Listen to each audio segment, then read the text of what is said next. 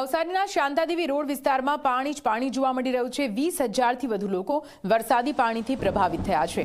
Ground plot હાલ તો સંપૂર્ણ પાણીમાં ગરકાવ થઈ ચૂક્યો છે। 10 થી 12 ફૂટ જેટલું પાણી હોવાથી લોકોના ઘરમાં પાણી ઘૂસી ગયા છે। લોકો પોતાના ઘરમાં પુરાઈ ચૂક્યા છે। ફાયર ટીમ અને કોર્પોરેટર્સે અસરગ્રસ્તોની મદદે આવ્યા છે। જીવન જરૂરિયાતની વસ્તુઓ પહોંચાડવાનો પણ પ્રયાસ કરાઈ રહ્યો છે। દૂધની કોથળી, પાણીની બોટલો પહોંચાડવામાં આવી રહી છે। તો દ્રશ્યો આપ જોઈ રહ્યા છો। આપ જુઓ, જીવન જરૂરિયાતની વસ્તુઓ પહોંચાડવાનો પ્રયાસ હાલ તો તમામ લોકો દ્વારા કરવામાં આવી રહ્યો છે। સાથે સાથે કોર્પોરેટર્સ પણ જેટલા ફસાયેલા લોકો છે તેમને બહાર કાઢવા માટે મદદે આવ્યા છે। અલગ અલગ ટીમો અહીંયા ગોઠવી દેવામાં આવી છે, કેમ કે ગ્રાઉન્ડ ફ્લોરના તમામ ફ્લેટ્સ પાણીમાં ગરકાવ થઈ ચૂક્યા છે। લોકો પોતાના ઘરમાં પુરાઈ ચૂક્યા છે અને બોટથી આ તમામ જે સામગ્રી છે તે પહોંચાડવામાં આવી રહી છે। પૂર્ણા નદીએ રૌદ્ર રૂપ ધારણ કરતા નવસારીનો 30% વધુ વિસ્તાર જે છે એ પાણીમાં ગરકાવ થઈ ચૂક્યો છે। અને હાલ આપણે જે છે એ નવસારીના શાંતાદેવી રોડ વિસ્તારમાં છે। અહીં હજારો ઘરો જે છે એ પાણીમાં છે। જે પાણીની જે સ્થિતિ છે એ 10 ફૂટથી પણ વધારે થઈ શકે। 5 ફૂટથી લઈને 10 ફૂટથી પણ વધારે પાણી ભરાયું છે। જે બેઝમેન્ટ કે જે ગ્રાઉન્ડ ફ્લોરનો પાર્ટ છે સમગ્ર પાણીમાં ગરકાવ થયો છે। અને સાથે જ જે આપ એક દ્રશ્યોમાં બતાવવા માંગીશ કે અહીં જે વાહનો જે છે એ વાહનો પણ પાણીમાં ગરકાવ થઈ ચૂક્યા છે। લોકો જે છે એ પોતાના ઘરોમાં કેદ થઈ ગયા છે। જે પાણીની સ્થિતિ છે તેના કારણે વીજળી પણ બંધ કરી દેવામાં આવી છે। પાવર નથી અને તેની સાથે લોકો જે છે એ પોતાના ઘરની છતો પર અથવા તો ગેલેરીમાં દેખાઈ રહ્યા છે।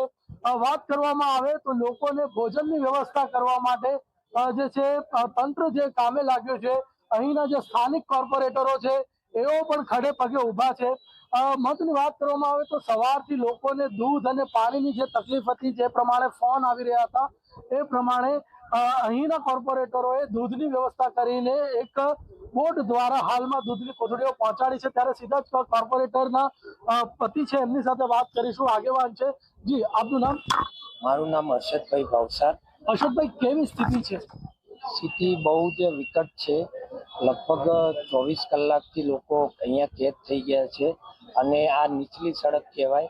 આ લગભગ 20,000ની વસ્તીવાળો, આબાદીવાળો આ વિસ્તાર છે અને ખૂબ જ કહેવાય ને કે લોકો ખૂબ ભય અને ડરના માહોલમાં અત્યારે છે। પાવર પણ નથી। લોકોને કેવી રીતે વ્યવસ્થા પહોંચાડી રહ્યા છે? અમે તંત્ર, મહાનગરપાલિકા નવસારીના NDRFની ટીમ દ્વારા લોકો સુધી ફૂડ પેકેટ, દૂધની જીવન જરૂરિયાતની વસ્તુઓ અત્યારે અમે પહોંચાડી રહ્યા છીએ। અત્યારે દૂધ પહોંચાડવામાં આવ્યું છે, કેટલા ફોન આવે છે, શું પરિસ્થિતિ?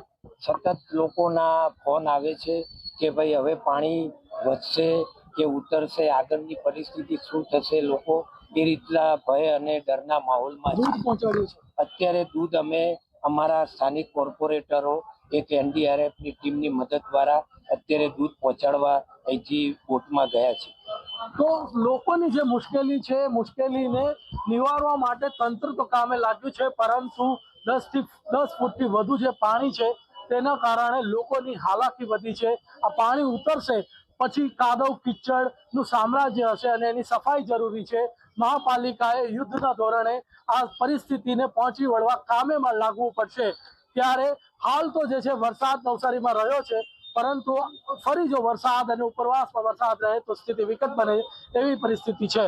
ધવલ પારેખ, ઝી મીડિયા, નવસારી।